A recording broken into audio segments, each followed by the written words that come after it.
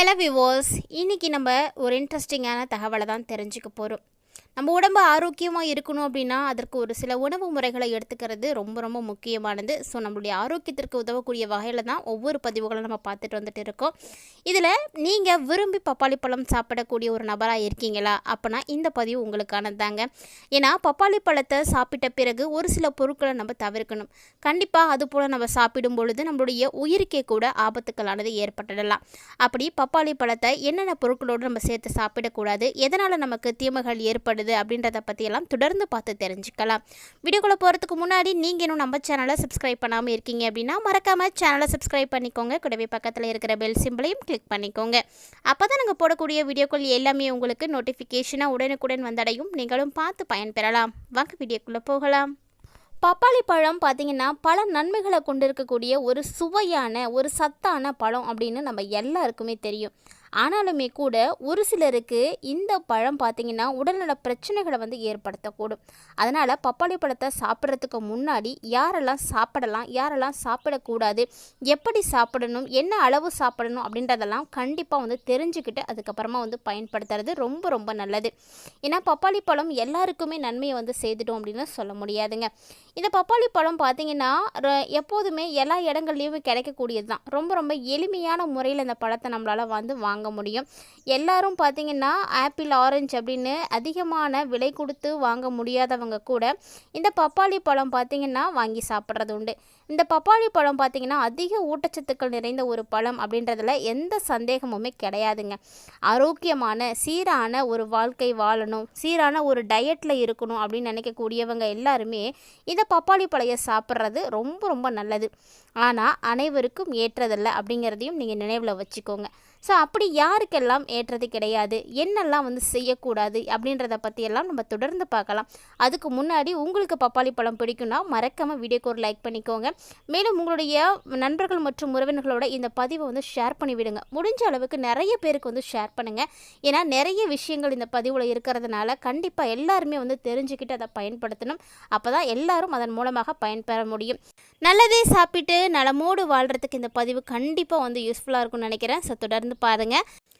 எல்லா சீசன்லேயுமே நமக்கு ரொம்ப ரொம்ப சீப் அண்ட் பெஸ்ட்டாக கிடைக்கக்கூடிய ஒரு பழம் அப்படின்னா அது பப்பாளி பழம் தாங்க. இந்த பப்பாளி பழம் பார்த்திங்கன்னா ரொம்ப ரொம்ப சத்துக்கள் அதிகமாக இருக்கக்கூடியது. அதுவும் இந்த பழத்தில் இருக்கக்கூடிய டயட்ரி ஃபைபர் சத்து தான் ரொம்ப ரொம்ப முக்கியமானது. ஏன்னா அத்தியாவசியமான விட்டமின்ஸ்களோட மினரல்ஸ்களோடு இருக்கக்கூடிய ஒரு பழம் அப்படின்னு இந்த பப்பாளி பழத்தை நம்ம சொல்லலாம்.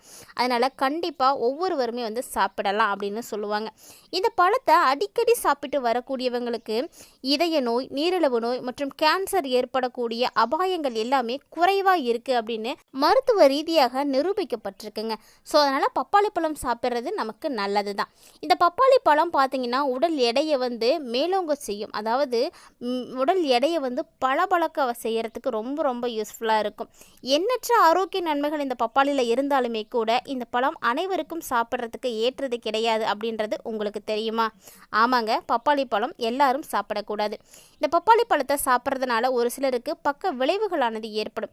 இந்த பழத்தை யாரெல்லாம் சாப்பிடக்கூடாது அப்படின்றத பார்த்திங்கன்னா முதல்ல கர்ப்பிணி பெண்கள் சாப்பிடக்கூடாது அப்படின்னு சொல்லுவாங்க. ஸோ இது நார்மலாகவே நம்ம எல்லாருக்கும் தெரியும், வீடுகளில் சொல்லியிருப்பாங்க கர்ப்பிணி பெண்கள் கண்டிப்பாக ஆரோக்கியமான விஷயங்களை மட்டும்தான் ஃபாலோ பண்ணணும் அப்படின்னு. அதில் சந்தேகமே கிடையாது. ஆனால் கர்ப்பிணி பெண்கள் இந்த பப்பாளியை சாப்பிடக்கூடாது அப்படின்னு ஏன் சொல்கிறாங்க? இந்த பழத்தில் லேட்டெக்ஸ் அப்படின்ற ஒரு கலவை இருக்குங்க. இந்த கலவை பார்த்திங்கன்னா கருப்பை சுருக்கங்களை ஏற்படுத்தி கருக்கலைப்பை ஏற்படுத்தி கொடுத்துடும். அதாவது பிரசவத்தை முன்கூட்டியே ஏற்படுத்தி கொடுத்துடும். இது தவிர பப்பாளியில் உள்ள பபேன் என்ற நொதிப்பொருள் பார்த்திங்கன்னா கருக்களவுக்கு தான் காரணமாக இருக்குது அப்படின்னு சொல்கிறாங்க. ஸோ அதனால தான் கர்ப்பிணி பெண்கள் சாப்பிடக்கூடாது. மேலும் சீரற்ற இதய துடிப்பு கொண்டவங்களும் இந்த பப்பாளி பழத்தை அளவுக்கு அதிகமாக எடுக்கிறது நல்லது கிடையாதுங்க. இது ஆரோக்கியத்திற்கு ரொம்ப ரொம்ப கெடுதல். அதனால் சீரற்ற இதய துடிப்பு பிரச்சனை இருக்கக்கூடியவங்க இந்த பழத்தை எடுத்துக்காதீங்க. இதில் பார்த்திங்கன்னா சைனோஜெனிக் கிளைகோசைட்ஸ் அப்படின்ற அமினோ ஆசிட் மிதமான அளவில் இருக்குது. ஸோ இது செரிமான அதிகமான அளவில் ஹைட்ரஜன் சயனைடை உருவாக்கி கொடுக்குது. ஸோ இது ஒரு குறிப்பிட்ட அளவில் எடுத்துக்கிட்டோம் மட்டும்தான் நமக்கு நல்லது. அதுக்கு மீறி எடுத்துக்கிட்டிங்க அப்படின்னா உங்களுக்கு நல்லது கிடையாது. ஸோ சாப்பிடாதீங்க. மேலும் இந்த பழத்தில் வலுவான ஆன்டி ஆக்சிடென்டான வைட்டமின் சி அதிகமாகவே இருக்குங்க. ஸோ ஏற்கனவே சிறுநீரக பிரச்சனையால் பாதிக்கப்பட்டவங்களாக இருக்கீங்க அப்படின்னா இந்த ஊட்டச்சத்தை நீங்கள் அதிகமாக எடுத்துக்கிறது உங்களுடைய நிலைமையை மேலும் மோசமாக்கி கொடுத்துடும். ஸோ வைட்டமின் சி அதிகமாக உட்கொள்றதுனால கால்சியம் ஆக்சலேட் சிறுநீரக கற்களை உருவாக்கி கொடுத்துடும். அதுக்கான அபாயம் அதிகமாகவே இருக்குது.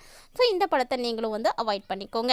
அது மட்டும் இல்லாமல் ரத்தத்தில் சர்க்கரையினோட அளவு குறைவாக இருக்கக்கூடியவங்க, நீரிழிவு நோயை நிர்வகிக்கக்கூடியவங்கெல்லாம் இந்த பப்பாளி பழத்தை சிறந்த வழி அப்படின்னு சொல்கிறாங்க. இருந்தாலுமே குறைந்த ரத்த அழுத்த அளவு இருக்கக்கூடியவங்க இந்த பழத்தை அவ்வளவு எடுத்துக்காதீங்க, நல்லது கிடையாது. இந்த பழத்தில் குளுக்கோஸினுடைய அளவை குறைக்கக்கூடிய இயற்கை பண்புகள் அதிகமாகவே இருக்குது. எனவே ஏற்கனவே ஹைபோகிளைசாசிஸ் நிலை இருக்கக்கூடிய நீங்கள் இந்த பழத்தை சாப்பிட்டீங்க அப்படின்னா உங்களுக்கு ரத்தத்தில் சர்க்கரையோட அளவானது குறைஞ்சி ஆபத்தான அளவுக்கு ஏற்பட்டுடும். ஸோ அதனால் கவனமாக இருந்துக்கோங்க. இந்த பப்பாளி பழத்தை நம்ம ஒரு சில பொருட்களோடு சாப்பிடக்கூடாது. அதாவது பப்பாளி பழம் நீங்கள் சாப்பிட்றீங்க அப்படின்னா அதுக்கப்புறமா நீங்கள் பப்பாளியை சாப்பிட்டதுக்கு அப்புறமா இந்த வெள்ளரி பழம்லாம் சாப்பிடக்கூடாது, வெள்ளரிக்காயெல்லாம் சாப்பிடக்கூடாது. ஏன்னா அதில் நிறைய நீர்ச்சத்து இருக்குது. ஸோ அந்த நீரை அப்படியே தேக்கி வச்சிடும். இதனால் உங்களுக்கு பாதிப்புகளானது ஏற்பட்டுடும்.